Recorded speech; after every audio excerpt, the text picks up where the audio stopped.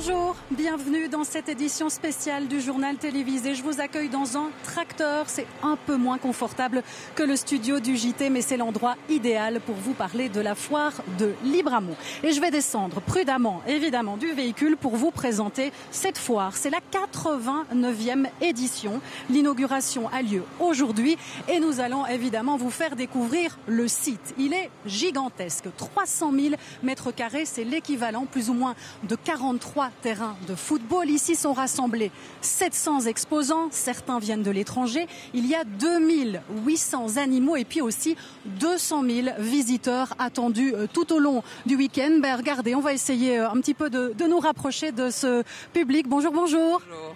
C'est votre première ici à la foire agricole? Non, moi ça fait 4 ans que je fais des spectacles ici. Vous faites des spectacles de quoi? Avec les chevaux. On fait du spectacle équestre. Voilà, du spectacle équestre. C'est vrai qu'il y a des veaux, des vaches, des cochons, il y a des chevaux. On va découvrir ça ici pendant cette édition spéciale. Nous allons découvrir donc les coulisses de ce qui est la plus grande foire de plein air d'Europe avec Dominique Van de Capelle et Benjamin Carlier. Le soleil se lève à peine sur la foire de Libramont. Et si les allées sont encore vides, on s'active déjà à l'intérieur. Dans les bâtiments qui abritent les animaux, de jeunes rechargent leurs brouettes. Ils ont veillé une partie de la nuit sur les vaches laitières. Donc on s'est levé à 5h30 en ayant dormi 20 minutes, donc pour s'occuper des bêtes la nuit, quand elles se relèvent pour flatter et tout ça, pour les laver le matin. On les surnomme les bouviers. Pendant 4 jours, une dizaine de jeunes dorment sur le site pour veiller nuit et jour sur les animaux. On se lève vers 5h30 du matin pour s'occuper des animaux, les nettoyer pour qu'ils soient prêts quand la foire ouvre. Ça va pour dormir ici dans cet espace? Oui, ça va, on s'habitue, ça va. Il y a pire comme endroit.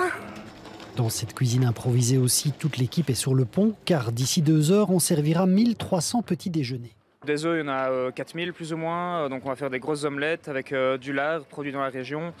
Pareil pour les salaisons, les fromages, tout vient de la région. Dans les chapiteaux d'accueil des animaux, on lave, on brosse et on coiffe. C'est ici que les vaches de concours sont préparées avant leur montée sur le ring. Et il faut qu'elles soient les plus présentables possibles. On fait les petites finitions. Elles sont un peu ressalies depuis hier. Et alors ici, on va les laver un petit coup, on va leur lever les poils, préparer bien les culs convenablement, qu'elles soient nickel. Et puis après, elles y seront. C'est l'heure aussi du briefing des services de secours. Médecins, infirmiers et ambulanciers se préparent à toute éventualité. On revoit aussi les procédures si jamais il devait arriver une catastrophe, de manière à ce que chacun sache très précisément ce qu'il doit faire à tel moment et avec qui. La directrice, elle, fait un dernier tour d'inspection car pendant la nuit, il s'est passé beaucoup de choses. La nuit, on est une petite usine ou une petite ferme, je ne sais pas ce qu'il faut dire, et donc où on fait tous ces travaux de façon à ce que le lendemain, quand les visiteurs arrivent, on soit tout à fait prêt à les accueillir en confort et sécurité. Il est 9h pile, les portes de la foire peuvent enfin s'ouvrir. On attend 40 000 personnes aujourd'hui. C'est une véritable attraction ici à la foire de Libramont, les concours de bovins. Et vous le voyez, je suis déjà entouré de quelques spécimens. Quelle race ici, monsieur? C'est la race Limousine. C'est une race qui est développée depuis 50 ans. On la présente à Libramont. Cette année-ci, c'est le 30e concours. Et de plus en plus d'éleveurs adhèrent à la race Limousine. Voilà, c'est une race qui a de plus en plus de succès, la Limousine. Et puis, vous connaissez évidemment aussi le blanc-bleu belge. Le concours aura lieu demain. 200 bêtes vont s'affronter. Ce blanc-bleu belge qui est réputé évidemment pour la viande. Mais depuis une dizaine d'années, ce secteur ne se porte plus aussi bien. Il y a de moins en moins d'animaux. Et puis, les jeunes agriculteurs ne veulent plus prendre la relève parce que le secteur est très compliqué. Pour le comprendre, justement, Dominique Van de Capelle et Louis Matagne se sont rendus dans un endroit stratégique, le marché aux bestiaux de Ciney. C'est la tradition.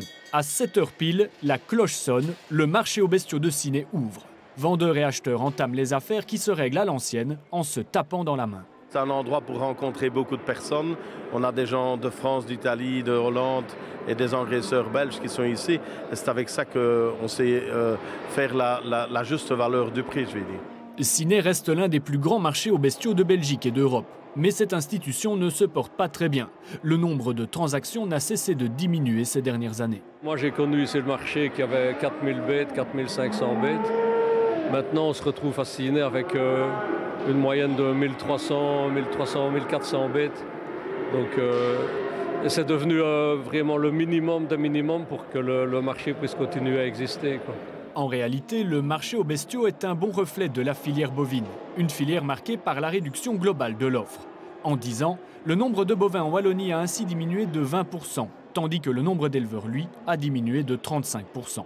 Avec un effet à court terme, une hausse des prix qui fait plutôt les affaires des acteurs qui ont tenu le coup. Ça se passe bien quand même. Vous avez vendu un bon prix pour vous? Oui, je suis satisfait, oui.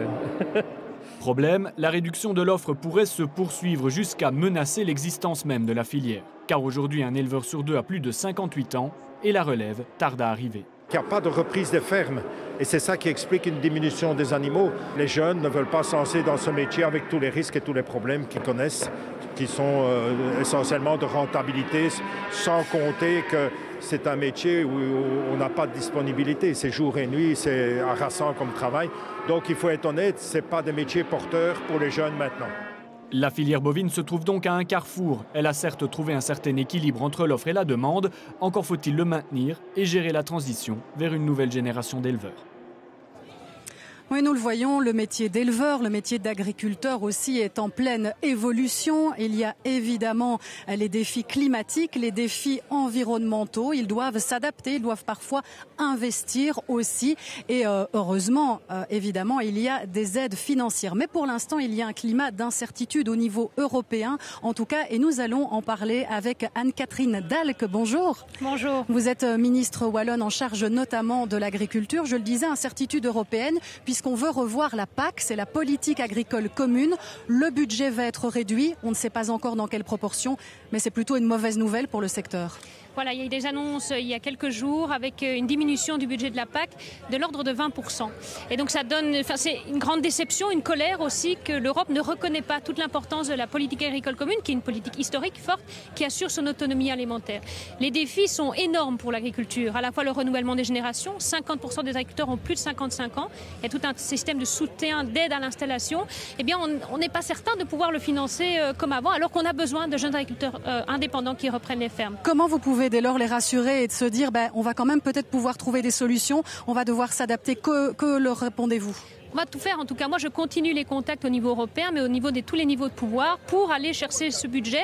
Donc on invisibilise aussi un peu la politique agricole commune qui n'a plus un budget dédié mais qui est dans un fonds de plans nationaux. On peut aller rechercher de l'argent ailleurs. Moi, vraiment au niveau national, je vais aller chercher ces enveloppes pour avoir le budget nécessaire pour ce renouvellement de génération, mais aussi pour tous les défis auxquels font face l'agriculture aujourd'hui. Ce sera un dossier à suivre. Et puis, autre défi, c'est le défi climatique. On parle beaucoup de l'utilisation des pesticides. Et là, il faut trouver l'équilibre entre la productivité et le développement durable. Ce n'est pas simple. Ces dernières semaines, en effet, il y a eu toutes les auditions au niveau du Parlement où nous avons discuté des produits phytosanitaires.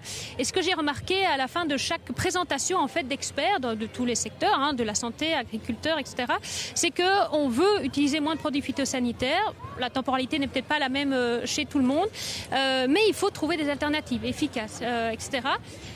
Et c'est pour ça d'ailleurs que j'ai décidé de lancer les états généraux de la protection des cultures pour vraiment faire l'état des lieux de toutes les alternatives qui existent déjà, celles qui manquent et donc où il faut mettre la recherche parce que moi je suis ministre de la recherche agronomique en Wallonie donc je peux et je vais, c'est mon rôle de permettre d'avoir des alternatives pour les agriculteurs. On a besoin parce que ça inquiète aussi les citoyens ça, parce que de là c'est ce qu'il y a dans leur assiette et ça génère beaucoup d'inquiétudes aujourd'hui. Oui tout à fait, il y a déjà un cadre, au niveau des produits phytosanitaires c'est un cadre européen, fédéral, au niveau wallon, je peux travailler sur toute la recherche agronomique pour faire avancer les choses. Le ministre Copiters a le plan wallon de réduction des pesticides et nous travaillons ensemble pour en utiliser moins, mais il faut former les agriculteurs, les informer, leur permettre d'accéder à des nouveaux équipements, par exemple avec le budget PAC qui peut aider à avoir ce nouveau type d'équipement en Wallonie. Voilà, pas mal de dossiers sur le feu. Merci beaucoup, Madame la Ministre. Et on l'a compris, le climat, l'environnement, ça change complètement la donne pour les agriculteurs. Ils doivent faire preuve d'imagination, de créativité pour protéger les cultures et les animaux.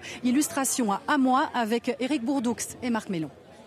À Amois, dans le Condro, Manu et Célestin Sanson élèvent du bétail.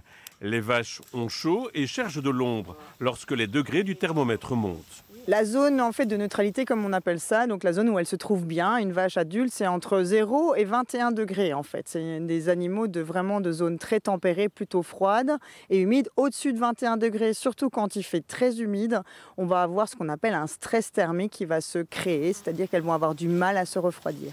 Dans leur travail, les agriculteurs subissent en permanence les conditions climatiques. Ils commencent à tirer des enseignements des fortes chaleurs, par exemple. Manu et Célestin Sanson transforment une prairie de 14 hectares en verger. 700 arbres à haute tige sont plantés. Le premier but, c'est vraiment le bien-être animal. Durant les étés très chauds, toutes les bêtes souffrent de la chaleur comme nous. Et donc, en amenant des arbres, de l'ombre, ça permet de réduire, d'avoir de la fraîcheur et réduire un peu les températures. Pour cette vétérinaire, ces agriculteurs prennent la voie idéale en faveur du bien-être des animaux. C'est une plus-value pour le bétail au niveau de son bien-être parce qu'on va avoir de l'ombre et on va avoir une structure de sol qui est améliorée, donc aussi une herbe de meilleure qualité qui pousse mieux. Surtout dans les phases sud, quand on a beaucoup de soleil, les animaux trouvent de l'ombre aussi beaucoup plus facilement et donc sont beaucoup mieux en prairie. Pour la biodiversité, il y a également une plus-value. Il y a quelques années à Soumagne, des bénévoles ont créé un verger conservatoire où des vaches viennent brouter. C'est tout bénéfice pour la nature. On a toute une série d'insectes ici, depuis les pollinisateurs du verger jusqu'aux décomposeurs quand on aura de vieux arbres, avec aussi toute la régulation des insectes entre les prédateurs, les proies, qui vont bénéficier aussi aux oiseaux. Et au sommet de cette pyramide, on va aussi aller jusqu'à trouver des rapaces. Les productions de pommes et de poires seront valorisées. Ce sont donc de nouvelles rentrées financières en perspective pour la ferme. Les défis d'avenir sont nombreux et cela a un impact notamment pour les jeunes. Nous sommes ici devant le stand de la Fédération des jeunes agriculteurs, la FJA, et son président est avec nous. Bonjour Florian Poncelet. Bonjour. Alors le contexte est compliqué, on vient d'en parler avec la ministre. Il y a cette réduction du budget européen. Vous qui êtes jeune agriculteur, vous réagissez comment à cette réduction de budget ? On réagit de façon, on est vraiment déçus de la Commission européenne qui dit vouloir nous soutenir et quand elle doit faire des actes concrets, elle annonce un budget réduit de 27%. Vous imaginez un quart en moins comme ça d'un coup, c'est assez énorme. On est vraiment déçus, extrêmement déçus. Qu'est-ce qui va se passer par la suite ? On sait déjà que ce matin, avec les 6 organisations professionnelles du secteur, vous avez fait un communiqué. Ça veut dire que c'est peut-être le début d'actions et d'un hiver qui sera rude ? Mais avec 27% en moins, on ne peut clairement pas se laisser faire. C'est l'avenir du secteur qui est en jeu. Aujourd'hui, c'est une déclaration commune de façon simple et on espère efficace. Mais c'est clair que s'il n'y a pas de changement en route, on risque d'accélérer les choses et le citoyen connaît comment on travaille. On risque de voir les tracteurs de nouveau dans les rues. Ce sera peut-être la seule solution pour assurer l'avenir ? Ce n'est pas une solution qu'on aime, mais quand on n'a pas le choix, ça risque d'être le cas, oui.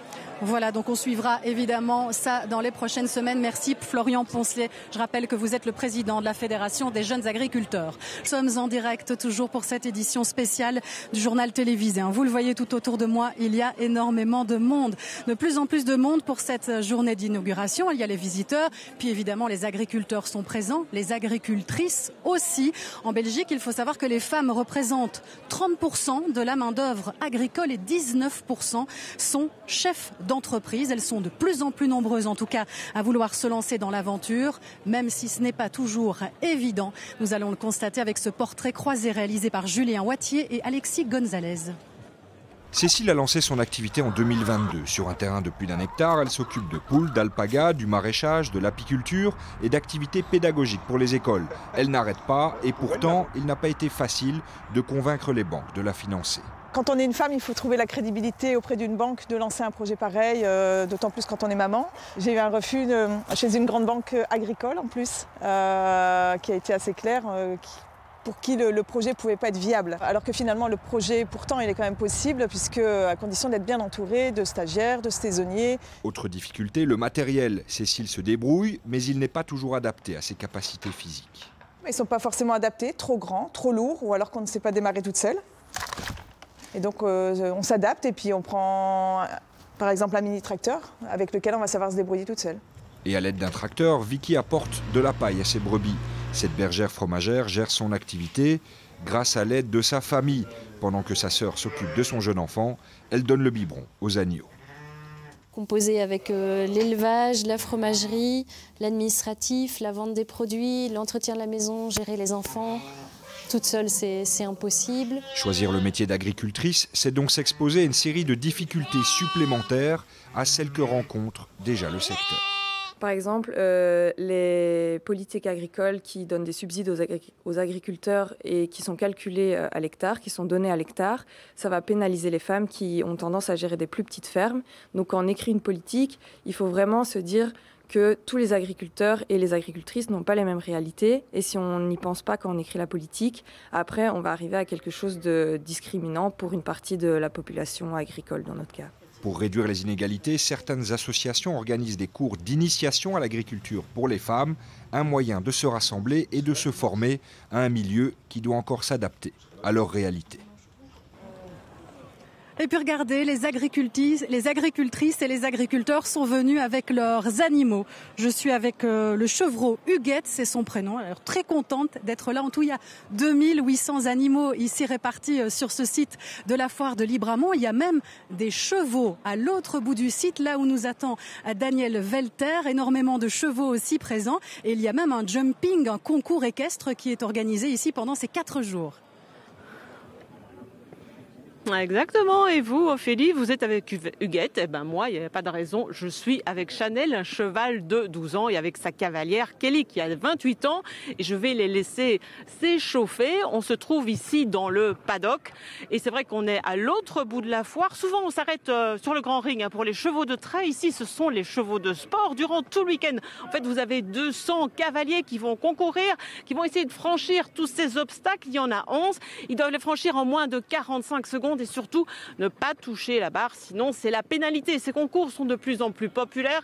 Il faut savoir qu'en Fédération Wallonie-Bruxelles, vous avez quand même 42 000 affiliés au sport équestre.